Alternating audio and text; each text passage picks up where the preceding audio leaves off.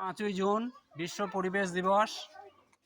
আছড়া প্রাথমিক বিদ্যালয়ের ছেলেমেয়েদেরকে নিয়ে আজকে আমরা একটা র্যালি, জনগণকে গ্রামের মানুষজনকে আমরা বোঝাবো যে পরিবেশ সবার জন্যে, পরিবেশের অধিকার বাচ্চাদের, এই বাচ্চাদের পৃথিবী একটাই, এই পৃথিবীটাকে রক্ষা করতে হবে।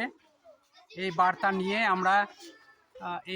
নিয়েই আমরা আজকে পরিবেশ দিবসের র্যালি করছি, পথসভা করব।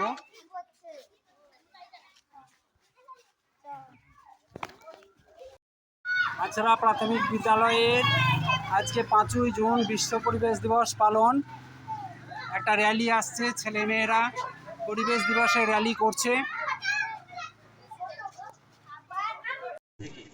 এই কথা কেন বললো না? তো দেখো, আমাদের নেতা মন্ত্রীরা কি করে? ভোটের জন্য মিটিং করে, মিছিল করে, বন্ধ করে।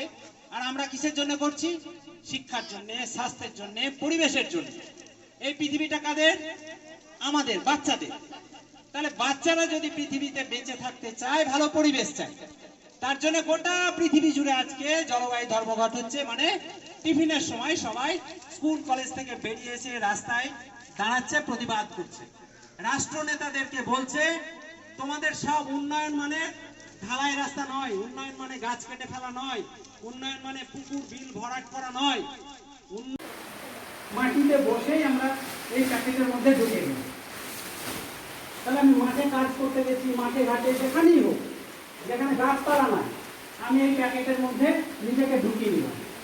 যেহেতু পাতলা, এটা বহন করা যায়, তাহলে এটা কি হলো? অপরিবাহী, মানে এর মধ্যে দিয়ে বিদ্যুৎ চলাচল করবে না। বোঝা গেল? এইবার আমি এটাকে ঢেকে নিয়ে, আমি একটু এদিকে ঘুরে গেলাম। এবার আমরা বলছি, এটা এই যে ঢুকে গেলাম, আমি আপনাকে মুড়ি হতে বলেছিলাম, জাস্ট একটা বস্তা প্যাকেট আমরা এইভাবে ঢুকে নিয়ে মুখটা একটু ফাঁকা রাখতে হবে। আর যেহেতু এটা বড় প্যাকেট, ভেতরে অক্সিজেন থাকে। 5 ফুট বাই 7 ফুট যদি প্যাকেট হয়, যেমন কবর, তার ভেতরে আমরা 6 থেকে 7 ঘন্টা এমনি থাকতে পারি, ভেতরে যা অক্সিজেন থাকবে। তাহলে এর ভেতরে যা অক্সিজেন আছে, এইভাবেও আমি অনেকক্ষণ থেকে যেতে পারি, কিন্তু অত দরকার নাই, ভেতরের যে অক্সিজেন আছে।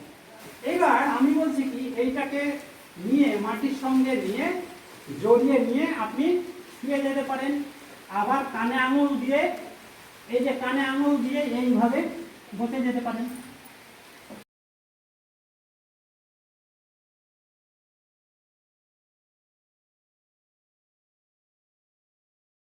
জয়ফুল লার্নিং ফেস্টিভ্যাল অনুষ্ঠিত হলো আছড়া প্রাথমিক বিদ্যালয়ে। শিশুরা শিখবে আনন্দের সঙ্গে, তারা খেলতে খেলতে শিখবে, শিখতে শিখতে পড়বে, এই ধারণাকেই বাস্তবায়িত করেছেন আছড়া প্রাথমিক বিদ্যালয়ের প্রধান শিক্ষক মাননীয় পুষ্পক পাল। যে জন্মদিন বা 80 বছর যে অনুষ্ঠান, সেটাকে আপনি কেন এই ধরনের উদ্যোগ নিলেন, বা কেন সাধারণত দেখা যায় না, প্রাথমিক স্কুলে এখন দেখা যায় না, এই পিছনের রহস্যটা কি? হ্যাঁ, আমাদের স্কুলে 1942 সালের স্কুল 80 বছর অতিক্রম করলো। এখন শিক্ষার পরিবেশ চারিদিকেই খুব অবনমন ঘটছে। শিক্ষার পরিবেশটা যাতে তৈরি করা যায়, সেই উদ্দেশ্যেই এই ধরনের কর্মসূচি, যে আনন্দমুখর পরিবেশে আমরা কি করে বাচ্চাদেরকে শেখাতে পারি, তার একটা রূপ এই জয় অফ লার্নিং ফেস্টিভ্যালের মাধ্যমে তৈরি করছি।